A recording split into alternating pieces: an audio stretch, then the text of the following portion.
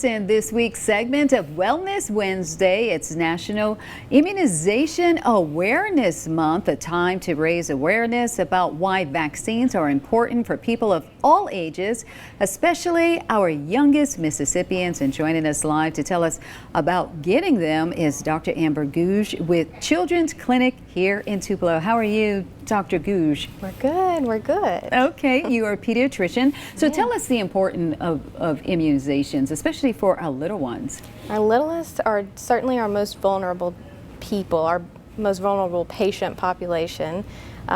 We have many vaccines. The number one priority would be to avoid any unnecessary suffering or harm. And we start those vaccines around 2 months of life, and we space them out very safely and cautiously in accordance with the CDC's guidelines to keep these babies and then ultimately our children and adolescents as safe and healthy as we can. And when it comes to the vaccines and immunization, how prevalent would you say it is? And are you seeing any kind of, I guess, diseases popping up or anything like that? Locally, I would say less so. Every now and then there will be an increase or a measles outbreak, which of course is a very preventable illness with the combination shot, the measles, mumps, rubella vaccine, which is part of the standard series that you would get at age 1 and then a booster again at age 4.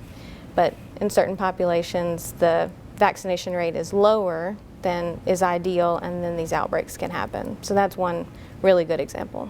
Okay, and when it comes to getting a shot, what would you like to tell parents when it comes to just protecting their young ones? Something that I tell myself even as a parent is that there are so many illnesses that we can't prevent. A common cold is a good example, and for that I'm going to have to watch my child kind of struggle through that and suffer.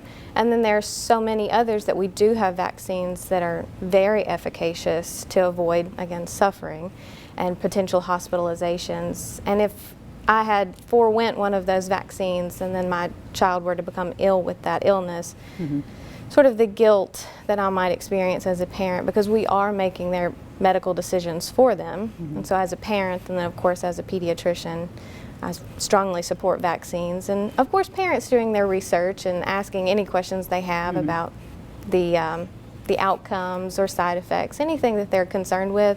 We are all more than happy to answer those questions for them. Yes, and if that gives them any peace of mind. All right, then. Well, thank you so much, Dr. Gouge, for joining us this afternoon.